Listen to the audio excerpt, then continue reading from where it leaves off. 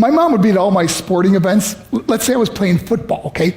My mother would be on the sidelines, and if the play on the field started going one way, my mother would run along like, Mark, get him, get him. I'd be like, oh my gosh. I'd get in the huddle with the other guys. They go, Mark, is that your mother? I go, no, I never saw her before in my life. See, the greatest gift my mother ever gave me, she believed in me.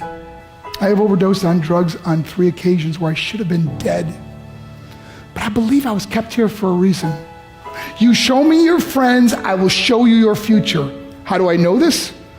I hung out with losers, and I became the biggest loser of them all because I gave up everything I dreamt about as a little boy because of who I chose to surround myself with. My friends would drive me home at 2, 3, 4 in the morning.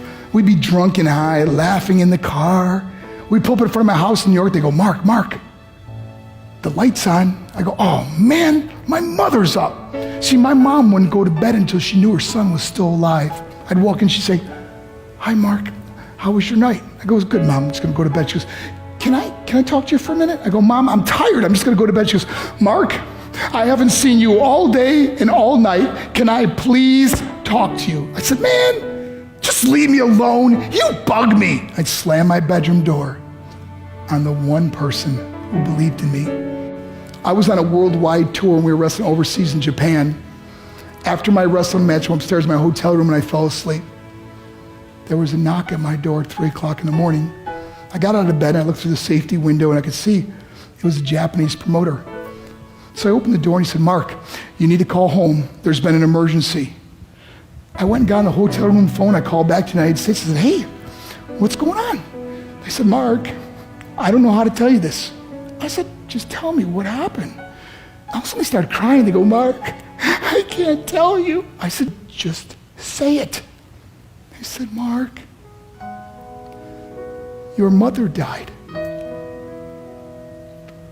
I just threw the phone down. I ran out of my hotel room. I took the elevator to the lobby, and when the doors opened up, I just ran out into the street.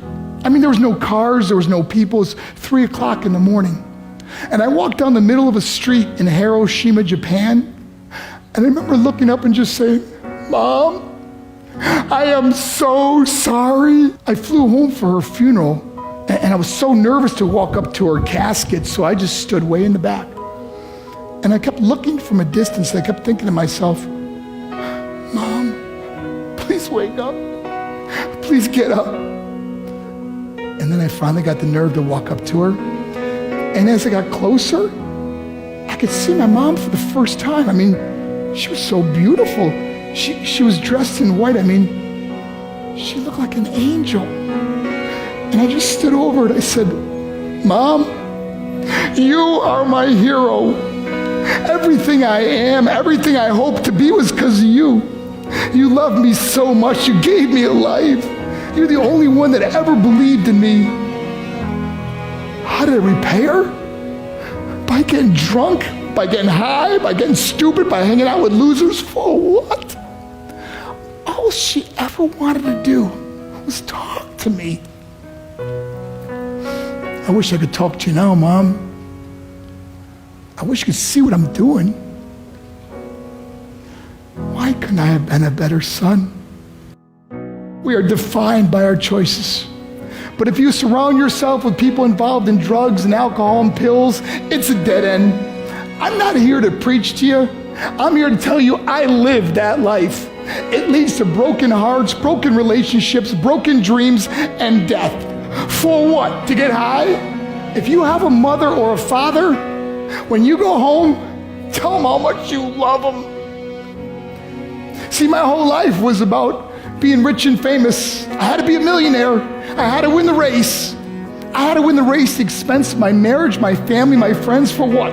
To be all alone in the world? I learned what is truly important, and that is how precious this gift of life is, and our families, and how quickly it can be taken away. See, I no longer live in time, I live in moments. See, it's not what's in your pocket that matters. It's what's in your heart that truly matters. Love Love is just a word until somebody comes along and gives it meaning. You're the meaning.